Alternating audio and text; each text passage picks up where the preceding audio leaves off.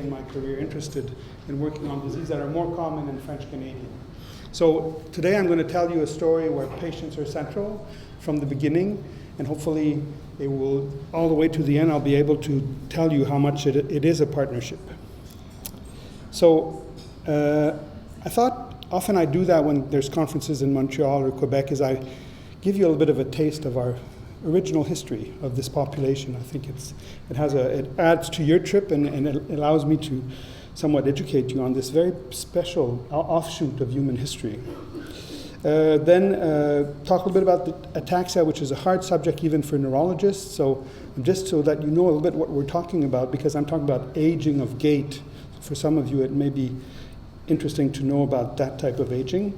And then the journey of finding the gene and how it led to a lot of discoveries about aging, programmed aging of neurons. So the story starts with this patient, which I met in the clinic in 2004. She, a wonderful lady, I talked to 10 days ago. So I've been following for 20 years, and some of you are also physicians or other health practitioners, so sometimes you create a bond with a patient, and that's really a patient with whom I created a bond. One of the reasons is also because when I saw her in the clinic for her gait difficulties, she was charming, but she was with a very charming husband. And the next time I saw her a year later, the charming husband had changed physically because he unfortunately was dying of cancer. And so he asked me to talk to him individually after I had seen his wife, and he said, Dr. Brais, I'm leaving, and you have a job to do. You need to find out what's going on with my wife and her entire family. And so that was a long journey. So that's the journey I'm going to tell you, where the family, this is the family, so that's reasonably classical of that generation. We're talking about someone in their 80s now. Families have been very large in French Canada. We have some of the records. I follow a family where still now there are 24 living siblings. So it gives you an idea. So there's very, very large families. This is a large family from Bas-du-Fleuve. It's a very nice place around Rivière-du-Loup, where we know there's founder diseases there. And I'll try to explain to you why. In very simplistic terms, obviously. So we're about 20 million descendants of 11,000 people. So French-Canadian descendants in America, most of them are in the States now, are all descendants of those 11,000 people. Of those, only 1,200 women. So no wonder that French-Canadian are very matriarchal. We're all descendants, and from those, 800 were orphans, women who were sent here. So it's a very peculiar story. It's women who were sent here to marry, create descendants.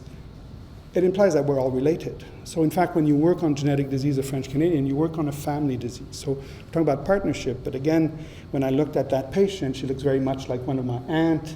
It's all a small world. And so you get a lot of pressure, but you also get a lot of fun out of it. So I won't go on the graph, some of the things are a bit. So one of the things about founder population in French Canada is known for that, and particularly Saguenay, Charlevoix-Saguenay, my region is known for that.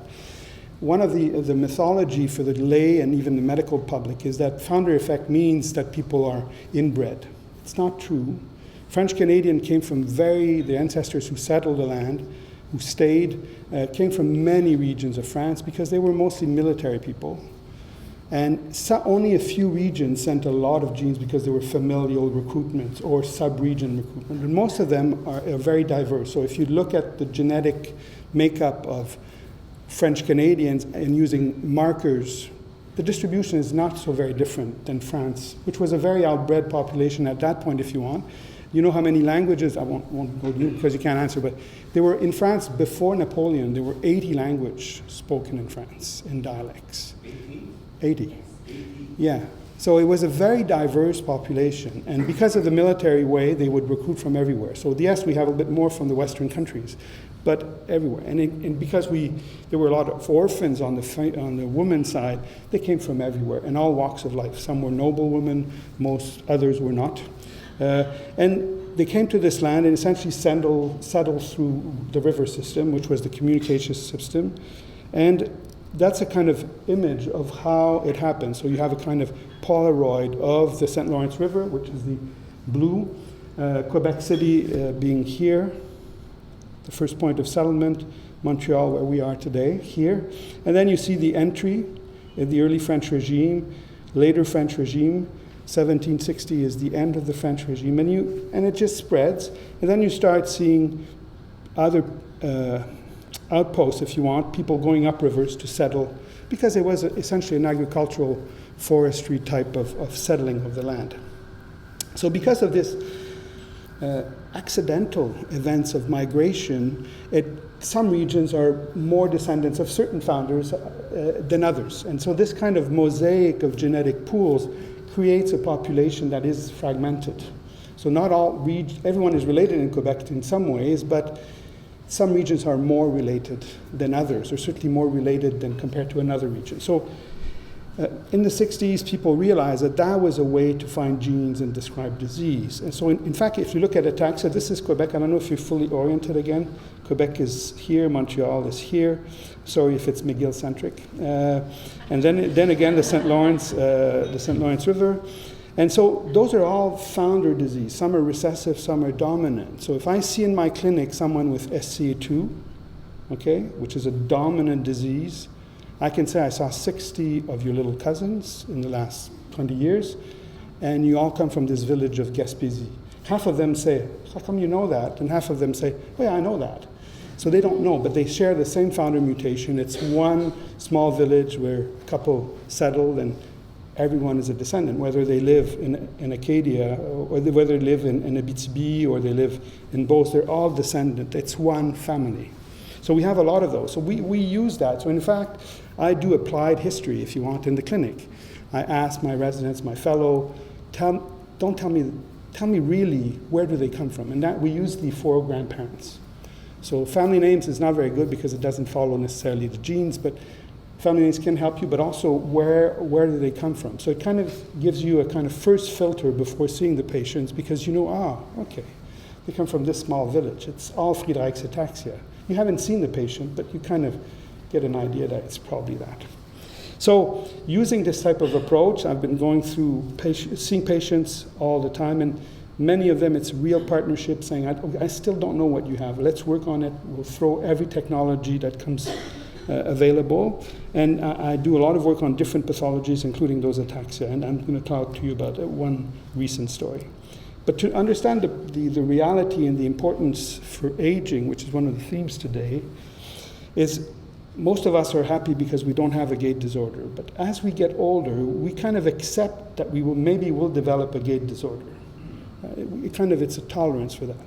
That tolerance is dropping. The society doesn't want to have a gait problem as you age. So I was seeing patients like the first patient who started having gait difficulties at the age of 60.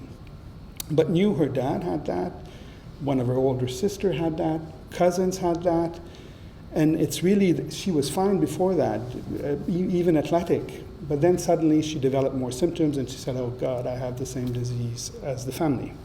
So in the world, most late onset ataxias, which is really balance issues, they still don't have a very good success rate. So this is an image, a pie diagram, where you saw if you take a group of patients with late onset ataxia, usually described starting after the age of 30 or 40, you still have a lot of them have a very disastrous disease, multisystem atrophy. And then many have this, what we call idiopathic late onset ataxia, usually with no family history. So what I'm going to describe is really the gene we found explains a very big chunk of those patients who had no diagnosis. So coming back, we use essentially 3 families from French Canada, 2 from this one family I talked to you about earlier, and 1 from the same region, and 1 from another region that I thought was clinically the same thing. And we studied only 6 people using long-read sequencing, and that's how we found the gene after a lot of work, because the other techniques all failed, and you'll get a few hints why in a minute. So if we come back to the phenotype, the presentation, rather dramatic. One of the first cases I saw 20 years ago was someone knocked on my door. It was a colleague at l'Hôpital Notre-Dame who said, Bernard, you have to come and see this patient. And I see this pretty big guy, truck driver, looked fine. And he put him at the end of the corridor. It was a very long corridor. And he said, sir, run.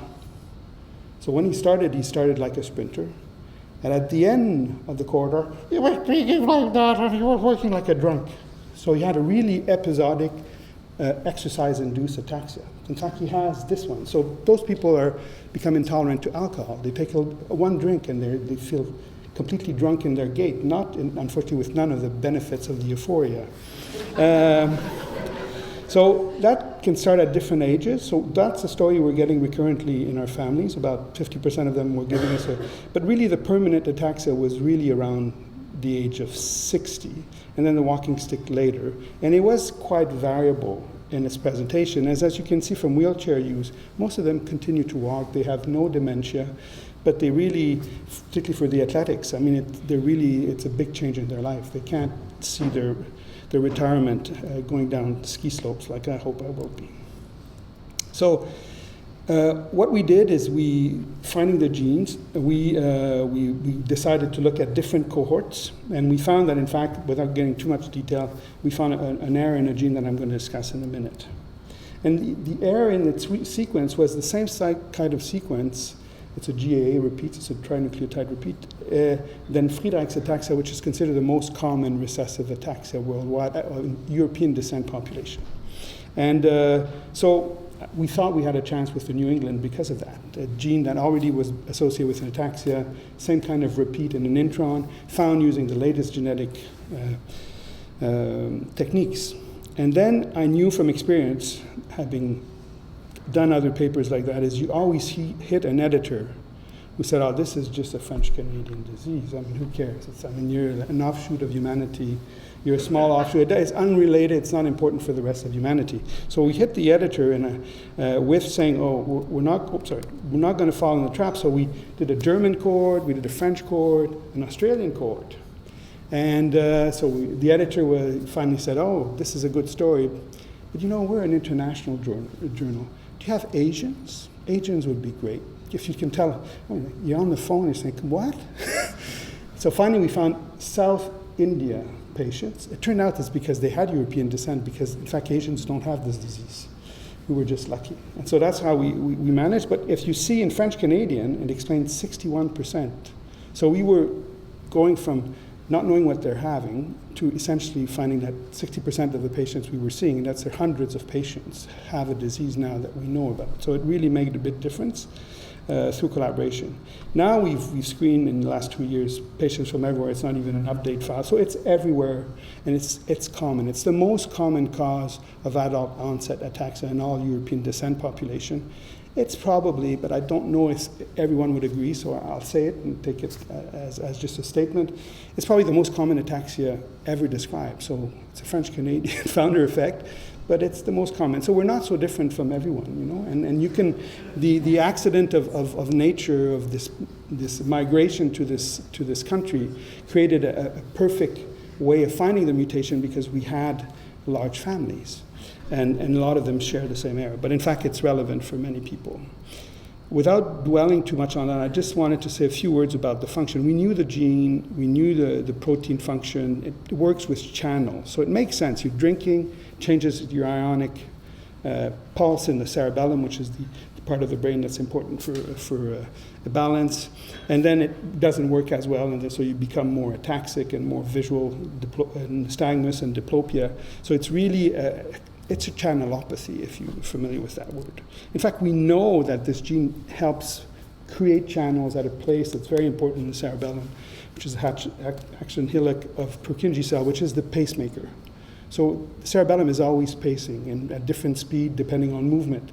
So it makes sense, you're making this thing not as good, and then you get more problem. With time, we think that the cells disappear because if you look at and I'll review that in a second. We think that as you age, then you lose neurons, and then the function never returns. So it goes from an episodic ataxia to a permanent ataxia, and then a neurodegenerative progressive one. But why we didn't find it, and why it changed diagnosis across the world, is because of this phenomena. So what I'm showing here is when you transmit a gene, if it's a point mutation, usually it's just transmitted to half your children, if it's an autosome. But if it is a repeat, then they can have a kind of different behavior. And in fact, the behavior for this repeat is if it's transmitted by the father, the repeat shrinks. And if it shrinks so low, the child won't have the disease. So if you're doing linkage, which is trying to follow markers on a chromosome with a gene, you won't find it, because some of the transmission through male, there was nothing. And that's how we couldn't find it using the other techniques. Unfortunately, if it's transmitted by the mother, then you have the other impact. And size probably contributes to the severity. So we know that that's how. So in fact, if you see people with late onset ataxia all over the world, now people are tested whether they have a family history or not. And up to 50% in some series are people with no family history. You're the first person who knows. And one of the reasons is in Europe, there's not that perspective we have here of short generations and large families.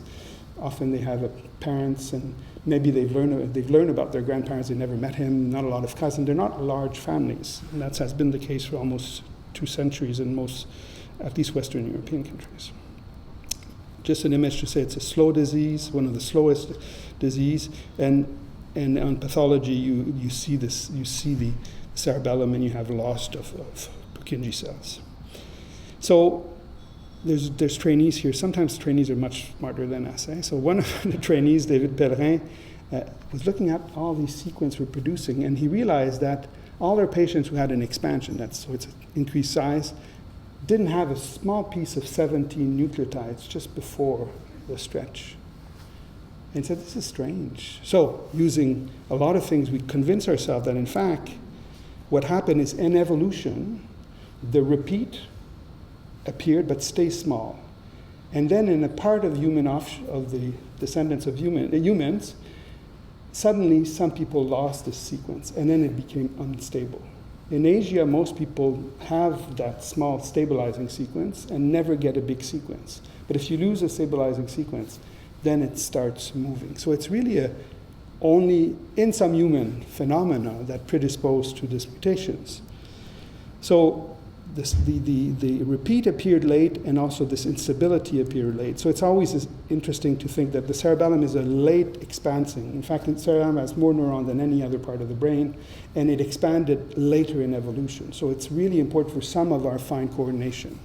And therefore, this is a gene that was pushed in some way, and then mutations appeared, and it probably affects the way the change helped evolution. But now, if you lose this prevention of expansion, then you can develop a disease. So we're going to see it appear all the time in the rest of the history. So that was a very important, and so that's why it's a quoted paper to say there is ways to prevent this expansion. So a kind of way of stop evolution, if you want, or provoke evolution if you lose those stabilizing sequence. Then we went further, based on the brain of some of the generous members of those family. We realized that, in fact, if you look at their blood, you look at the frontal lobe, the expansion is the same from birth to death. There's only one part of the brain where the expansion continues to grow, and it's the cerebellum. So it's probably use dependent. This gene is very important for cerebellar. That's where it's expressed a lot. And that's what's illustrated here, but maybe better in this slide. So if you look at the cerebellum in red, and if you look at the bottom one, this is 2 people, like me, that would be me. You see no change in none of the parts of the brain. I was born, was 10 and 30, and it stays that way all the way to death. But if you take an affected individual, then yes, he will have the non-mutated, but the mutated size will stay the same in most parts of the brain, but only in the cerebellum and the vermis it expands. So that's why it's program aging. So you're using your brain, it's starting to get problem, and probably related to an increased expansion and a progressive shutdown of the expression of that copy, and that leads to disease. So it's kind of it's something that's fashionable, because Huntington is probably also this phenomena. So it's mitotic instability driving disease. So you're programmed to have a different gait, and it is through time that in fact it becomes true. The patient dying at 45 with this mutation would have a normal brain, normal cerebellum, no problems. So I'm coming to an end. So one of the really gratifying things, you find genes, and it's not going to help patients. It's going to help not in terms of treatment. It will help in counseling, giving them a diagnosis, allowing them to compare their living experience with the disease. And all of this is happening. I mean, the patients are working in networks now. They know a lot. But we realized that one of the things in this disease is that people have downbeat nystagmus. So they have this peculiar movement of the eyes, particularly when they're in crises. And that's kind of something you pick up. You don't need to be a great neurologist. You will see it. And so there was people who were recruiting people with downbeaten nystagmus in Europe and did studies. And they considered them isolated downbeaten nystagmus. But they did a study with a small molecule, which is 4-aminopyridine, which works on potassium channels, particularly in the cerebellum. And we said, look, can we genotype the 200 people who partook in your study? And doing that, we realized that all the ones who responded to the treatment are the ones who had the expansion. So in fact, finding the expansion allowed us to look at 2 cohorts of clinical trial and realize that the people who selectively responded to the treatment were the people who had this mutation. So 2 years after publication, we're treating our patients with something that really makes a difference, changes their life. So genetics is a long course. It's an example. It's 20 years of working hard, trying to meet the challenge of this husband.